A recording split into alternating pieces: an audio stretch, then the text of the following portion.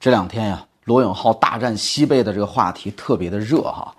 那么罗永浩呢吐槽连锁餐厅西贝呢全是预制菜，而且贵。西贝的创始人贾国龙就强势的回应，坚称啊，按照国家规定，西贝没有一道菜是预制菜。于是这个对峙持续升级。西贝呢，据报道啊，说召开了内部的作战大会，发动了1.8万名的这个员工展开跟罗永浩之战。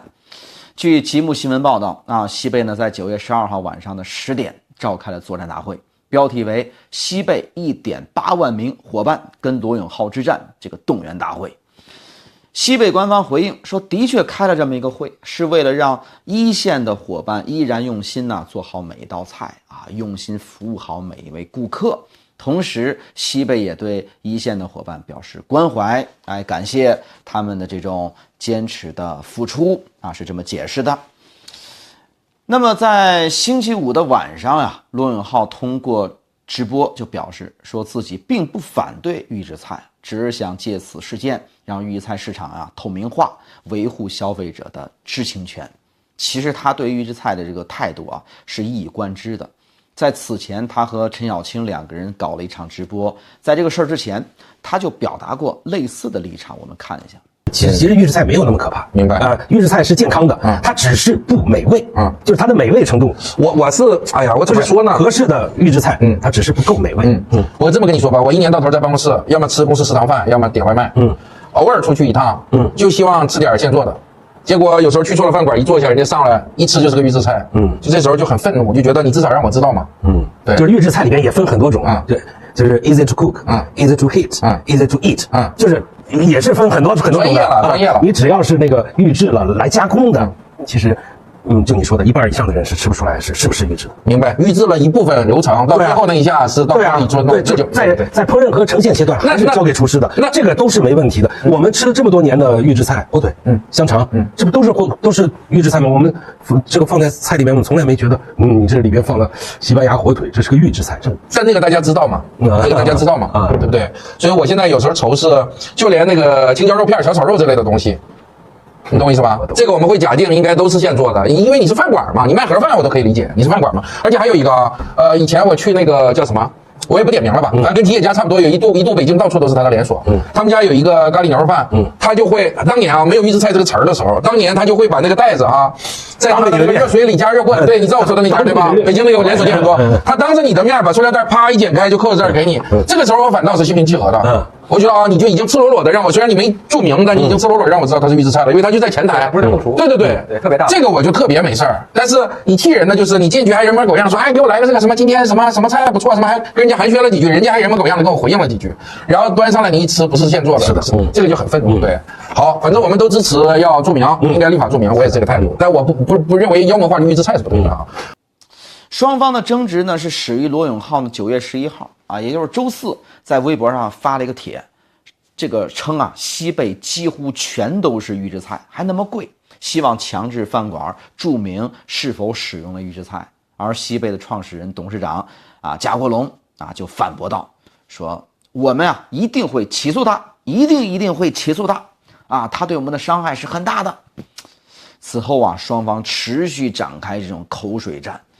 西贝的官方微博呢，到了周五的下午，发布了西贝全体伙伴致顾客的一封信，公布了罗永浩一行5人所点的13道菜品具体制作过程的作业指导书，并且表示罗永浩啊这个当餐消费的菜品同样不属于6部委联合下发的关于加强预制菜食品安全监管、促进产业高质量发展的通知当中所定义的预制菜。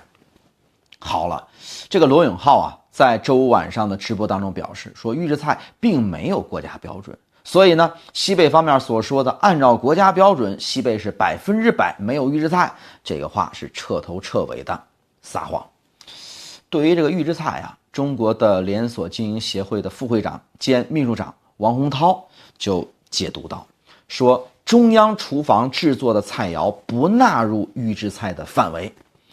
王洪涛表示说，一家例如西贝这样的这个连锁餐厅，如果使用的是中央厨房统一配送的半成品啊，或者是现场烹制的冷冻半成品，比如说啊，这个预炸好的像薯条，根据国家规定，这些产品呢没有预先完全熟制，或者是由餐厅自己的中央厨房当天配送、现场烹制的，那他们就不属于国家定义的预制菜的范畴。所以呢，这个贾总啊，这种强势的回应，这么这个怒火中烧，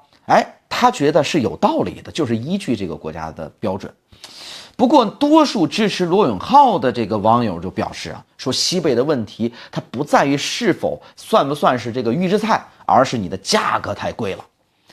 罗永浩呢也在直播当中指出说，这次舆论风波持续发酵，不仅是因为西贝使用预制菜，更因为西贝它不承认是预制菜，并且你卖得很贵嘛。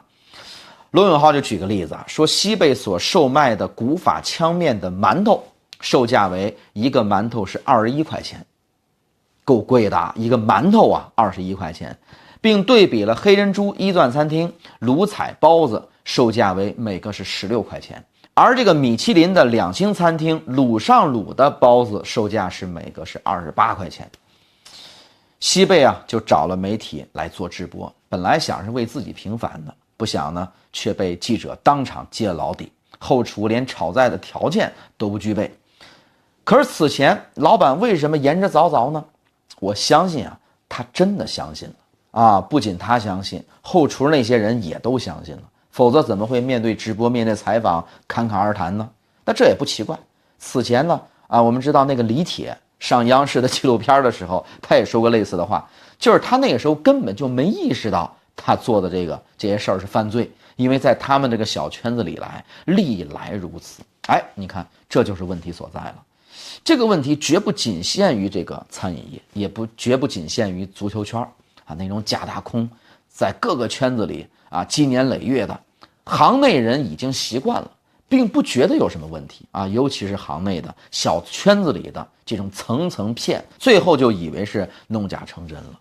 过去呢没有互联网，各行各业呢都隔了条这个护城河也无所谓。可现在呢，什么事儿都能破壁，也就真的糊弄不住了。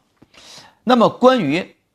到底是否是预制菜这件事儿，这个中国农业大学食品科学与营养工程学院的副教授、博士生导师朱毅教授讲得明白朱教授呢算是这个行业的权威凡是出现类似食品安全类的这种事件的时候好多央媒通常都会采访朱教授来讲几句。那么朱教授我们也是这个多年的很好的朋友了。那么关于到底怎么定义预制菜，朱教授是这样的表示的他说，食材预处理本就是连续的，而不是非黑即白的，从净菜、清洗、切配到腌制、调味、浅加工，再到预煮、预炸、深加工，最后到完全预制、复热、即食。关键分界点在于风味形成的核心环节在哪儿完成，也就是让这个肉香、焦香迸发的美拉德反应、焦糖化反应以及风味物质的最终整合，到底是在这个中央厨房还是在门店呢？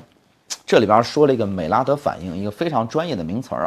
怎么去理解这个我觉得通俗一点讲吧，大概意思就是这个生的食材，尤其是肉这个蛋白质这些东西，从生到熟，你通过这个煎炒烹炸这些手段是吧，给它一点点加热，从生到熟的这个过程的变化当中，它这个食材本身就起了很多的变化，然后它的味道也起了很多的变化。于是呢，我们中国人有一个非常形象的词儿形容这个变化出来的味道，叫什么呢？锅气。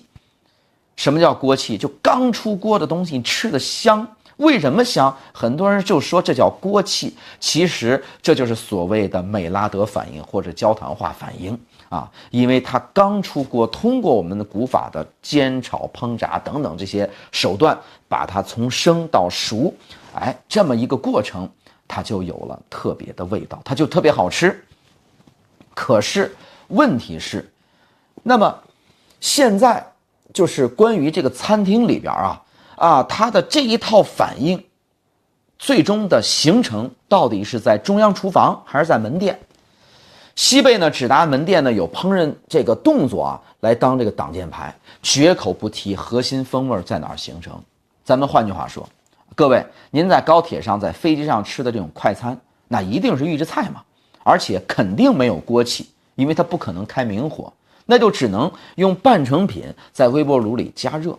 那它的味道如何呢？可想而知，对吧？我想呢，各位但凡吃过的也都心里边一清二楚了，包括我们在机场是吧，在高铁站里边这个餐厅吃到的那些快餐，那也不能用明火，大概率也都是微波炉加热的。它的作用什么呢？就是管饱。